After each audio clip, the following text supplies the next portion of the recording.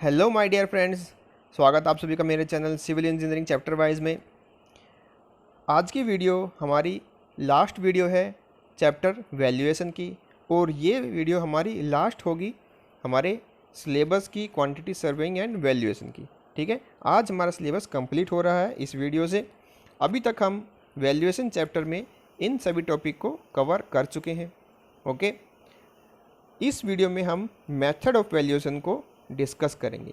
आपके सिलेबस में दो ही मेथड गिवन है, rent return method and replacement cost method. तो इन दोनों मेथड को हम इस वीडियो में अच्छे से डिस्कस करेंगे, न्यूमेरिकल के थ्रू समझेंगे कि ये क्या होते हैं।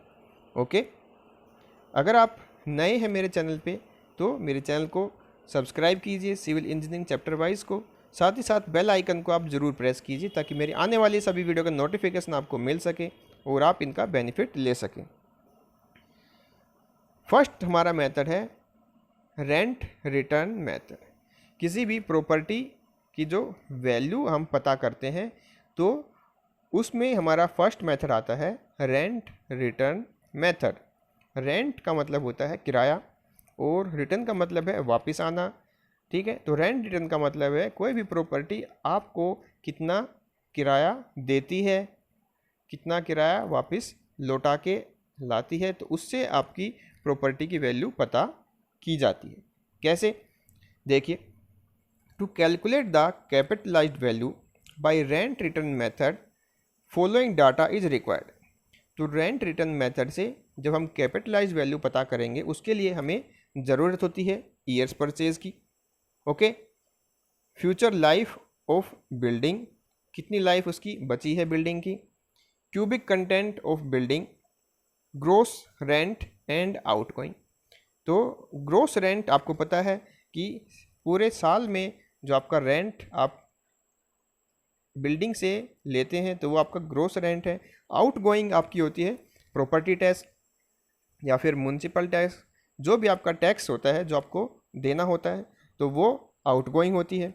ठीक है, तो capitalised value is worked out under, हमने सबसे पहले निकालना होता है नेट रेंट, कितना रेंट आपको मिलता है, जो कि हम कैलकुलेट करेंगे कैसे, ग्रोस रेंट माइनस आउटगोइंग। जितना भी ग्रोस रेंट पूरे साल में हमें मिलता है उसमें से हम आउटगोइंग को सब्ट्रैक्ट कर देंगे तो हमें मिलेगा नेट रेंट, यानी कि नेट इनकम हमारी कितनी होगी बिल्डिंग से। फिर आता है knowing the future life of the property and rate of interest we can calculate purchase. Years purchase हम कैलकुलेट कर सकते हैं, जिसके दो फॉर्मूले थे हमने अभी डिस्कस किए हैं, जो हमने प्रीवियस वीडियो में डिस्कस किए थे। Years purchase 100 divide by I, I है हमारा रेट ऑफ इंटरेस्ट, और ईयर परचेज जब सिंकिंग फंड अलाउड होता है तो ये formula 1 by I plus Y C. Y C हमारा क्या है, ये है सिंकिंग फंड कोफिशिएंट। ठीक है, दोनों आपको पता है। अब आगे चलते हैं, कैपिटलाइज्ड वैल्यू तो years purchase into net rent, तो जो भी नेट इनकम आपकी हो रही है रेंट से उसको जब ईयर्स परचेज से आप मल्टीप्लाई करते हैं तो आपकी वैल्यू आएगी ईयर्स परचेज, कैपिटलाइज्ड वैल्यू आपकी आ जाएगी। अब कैपिटलाइज्ड वैल्यू जो है उसमें से आप कैपिटलाइज्ड रिपेयर्स जो आपने किए हैं अपनी बिल्डिंग पे उसको जब आप माइनस करते हैं तो आती है net value of this property, net value of that property. ठीक है, समझ में आया। तो एक न्यूमेरिकल लेते हैं और उससे और अच्छे से आपके कंसेप्ट को क्लियर करते हैं। आइए देखते हैं। फर्स्ट, ए बिल्डिंग फैचेस ए ग्रोस रेंट, एक बिल्डिंग है जिसमें 500 रुपये पर महीने आपको रेंट मिल रहा है। आपकी बिल्डिंग है उसमें 500 रुपये हर मंथ आपको मिल रहा है। ठीक है, 60 rupees as outgoing per month, हर महीने 60 रुपये उस पर टैक्स लग रहा है। ठीक है, प्रॉपर्टी टैक्स या म्युनिसिपल टैक्स किसी भी टाइप का आपका आउट गोइंग है तो वो इसमें ऐड हो जाता है। अब है calculate the capitalized value of property if present rate of interest is 6%। अगर रेट ऑफ इंटरेस्ट इसमें गिवन है 6%, life of year property 50 years and building needs immediate repair of ₹2000। और उसमें यह भी बताया है कि आपकी बिल्डिंग है जो उसमें रिपेयरिंग की ज़रूरत है, 2000 रुपये उस पर लगेंगे।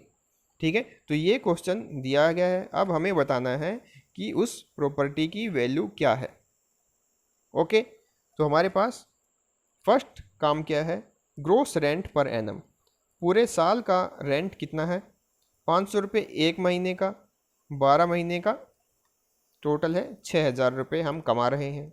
ओके, अब आता है ग्रोस आउटगोइंग, तो पूरी आउटगोइंग है साल की कितनी, 60 रुपये एक महीने के, तो 12 महीने के 720 रुपये। ओके, अब आता है नेट रेंट। नेट रेंट हमारा 6,000 में से 720 जब हमने माइनस किया तो आया 5,280 रुपये हमारी नेट रेंट हमें मिल रहा है, यानी कि नेट इनकम हमारी बिल्डिंग से हमें इतना हो रहा है 5,280 रुपये। ठीक है, अब हम करेंगे ईयर्स परचेज को कैलकुलेट, 100 डिवाइड बाई 6, तो आई वैल्यू हमारी 16.67। 16.67 हमारी आई ईयर्स परचेज। इसको हम मल्टीप्लाई करते हैं इनकम पर ईयर, इनकम जो हमारी है तो उससे हम मल्टीप्लाई करते हैं, तो आया हमारा ये 88,018 रुपीज़। ओके, तो ये आई हमारी कैपिटलाइज्ड वैल्यू। अब आई नेट वैल्यू। नेट वैल्यू क्या है, जो आपकी कैपिटलाइज्ड वैल्यू आई उसमें से आपने जो रिपेयर में पैसा लगाया है वो माइनस किया, तो वैल्यू आई ये 86,018 रुपीज़। तो ये वैल्यू हमें निकाली है और ये है net value of your property. Okay, इसका हम जब सिंकिंग फंड इंक्लूड करते हैं तो इसको कैसे करते हैं, in case sinking fund allowance is to be accounted, जब हम सिंकिंग फंड को इसमें अलाउ करते हैं तो नेट रेंट जो हमें पता है 5,200 रुपये हम कमा रहे हैं एक साल में अपनी प्रॉपर्टी से। ईयर्स परचेज वाई सी का ये है sinking fund coefficient. Sinking fund coefficient की वैल्यू इस फॉर्मूला में पुट करने से हमें मिल जाएगी। ये हमने जब पुट किया 0.06 जो हमारा था rate of interest and year life of building -1, तो हमारी वैल्यू आई ये 0.0034। ये आई हमारी कोफिशिएंट ऑफ सिंकिंग फंड। अब हम दोनों वैल्यू इसमें पुट की 0.06 और 0.0034 वैल्यू को पुट करने के बाद जब हम उसको सोल्व किया तो ये आई हमारी ईयर्स परचेज 15.77 ईयर्स परचेज। हमने इसको वैल्यू में पुट किया years purchase into income of building per year, तो इसको जब हमने सोल्व आउट किया तो हमारी वैल्यू आई ये 83,266 रुपीज़। ये आई हमारी कैपिटलाइज्ड वैल्यू। अब हमें पता करना है नेट वैल्यू। नेट वैल्यू कितनी है, कैपिटलाइज्ड वैल्यू में से हमने माइनस किया रिपेयर जो कि था 2,000 रुपये, तो हमारी वैल्यू आई नेट वैल्यू 81,266 रुपीज़। ओके, तो उम्मीद करता हूँ ये आपको समझ में आया होगा। ध्यान से एक बार आप खुद से इसको ट्राई कीजिए घर पे, तो आपको ये समझ में आएगा। अब आते हैं नेक्स्ट पे, replacement cost method. Replacement cost method क्या होता है, in this method the valuation of fair market value of the property is determined on the land and building basis considering the current rate of the construction of A structure and the present rate of land on which structure is constructed. इसमें क्या बताया गया है, जो आपकी building है current में उसकी मार्केट वैल्यू हम पता करते हैं इस मेथड से, रिप्लेसमेंट कॉस्ट मेथड। रिप्लेसमेंट का मतलब है आपकी जो बिल्डिंग है उसके सिमिलर अगर प्रेजेंट में कोई बिल्डिंग बनी है, करंट में कोई बिल्डिंग बनी है, तो उसका कितना कॉस्ट लगा उससे आपकी बिल्डिंग का कॉस्ट को हम रिप्लेस कर देंगे। ठीक है, और जितना उसमें डेप्रिसिएट हुआ है उसको माइनस कर देंगे, तो वो आपकी जो कॉस्ट अप्रोक्सीमेट बनेगी वो होगी वैल्यू ऑफ योर प्रॉपर्टी। समझ में नहीं आया तो एक बार और अच्छे से हम इसको डिस्कस करते हैं। It is also called reproduction method. Reproduction method इसको बोलते हैं। ठीक है, this method is more realistic and usually followed for the valuation of properties for sale and purchase transaction. ये मोस्ट रियलिस्टिक मेथड है किसी भी प्रॉपर्टी की वैल्यू पता करने का। ठीक है, कैसे करेंगे? Procedure, determine the present cost of similar new structure in the area. मान लीजिए आपके पास जो बिल्डिंग है वो 5 साल या 10 साल पुरानी है, हमने मान लिया 10 साल पुरानी है, ठीक है, और आपकी बिल्डिंग के जैसी ही सिमिलरिटी वाला कोई नया कंस्ट्रक्शन आपके नेबर में हुआ है, ठीक है, आस पड़ोस में कहीं पे हुआ है, तो उसका कितना खर्चा हुआ है अभी जो करंट में कंस्ट्रक्शन हुआ है नई बिल्डिंग का, वो आपको पता करना है। ठीक है, जैसे कि नई बिल्डिंग का खर्चा कोई भी हुआ 5 लाख रुपए हुआ, तो 5 लाख रुपए आपने मान लिया है उसका खर्चा। अब दूसरा है calculate the depreciated cost for the past और spent life of the building by sinking fund method. Sinking fund method से हमने अपनी बिल्डिंग में कितना डेप्रिसिएट हुआ है वो कैलकुलेट कर लिया। ठीक है, 10 साल में कितनी वैल्यू की कम हुई वो हमने कैलकुलेट कर ली, और प्रेजेंट में एक नई बिल्डिंग का कॉस्ट है हमने वो पता कर लिया जो कि सिमिलर है हमारी बिल्डिंग के। ठीक है, 2 चीज़ें हमने पता की। अब work out the cost of land on which building is constructed by comparing it with the recent sale transaction of similar land in the neighbourhood. अब जो बिल्डिंग आपकी है और जिस लैंड पे वो बनी हुई है, आपकी जो ज़मीन है, उस ज़मीन की वैल्यू आपको पता करनी है। ठीक है, जैसे वो स्क्वायर शेप की है या रेक्टेंगल शेप की है, तो उस शेप के सिमिलर आज के टाइम में कितनी वैल्यू है, आप अपने नेबर में, अपने कहीं पे आसपास में उसकी वैल्यू कितनी है, करंट में कितनी चल रही है, वो आपको पता करनी है।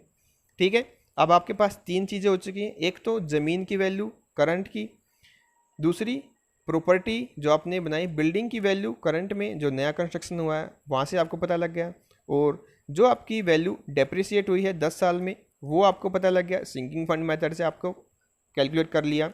अब तीसरी चीज़ है डिटरमाइन द रिप्लेसमेंट वैल्यू। अब यहाँ से आप डिटरमाइन कर सकते हैं रिप्लेसमेंट वैल्यू। कैसे?